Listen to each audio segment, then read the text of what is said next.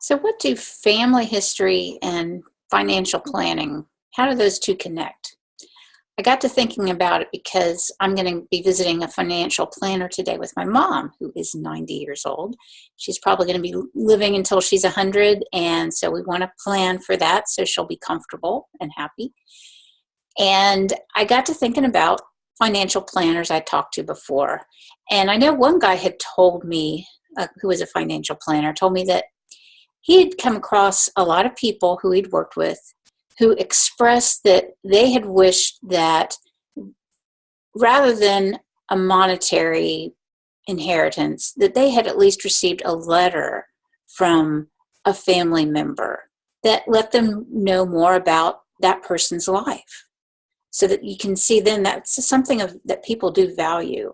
And so that got me thinking. I did some research and I found an article in a financial planner's journal that talked about the value of family papers, photographs, even videos, and integrating that into a financial plan, because that is something that family members value in addition to a monetary inheritance.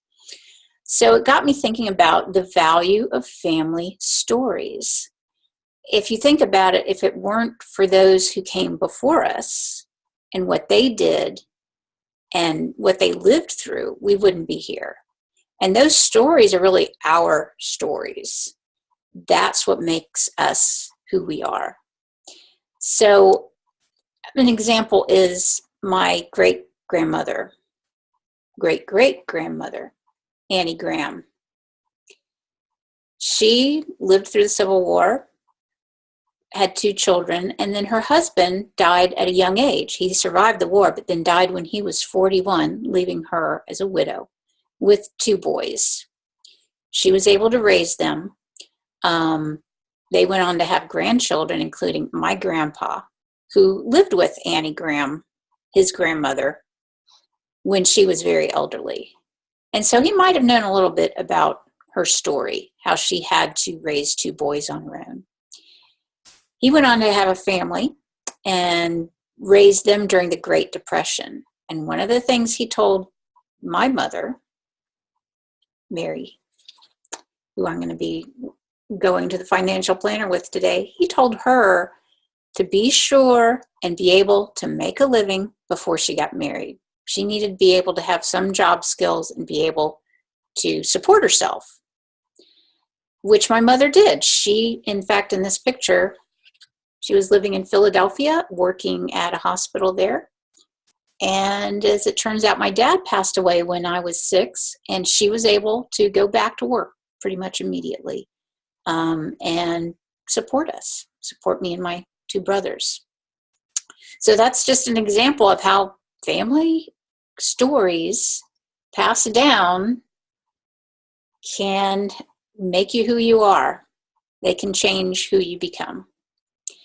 So you can start now. You don't have to have a financial planner.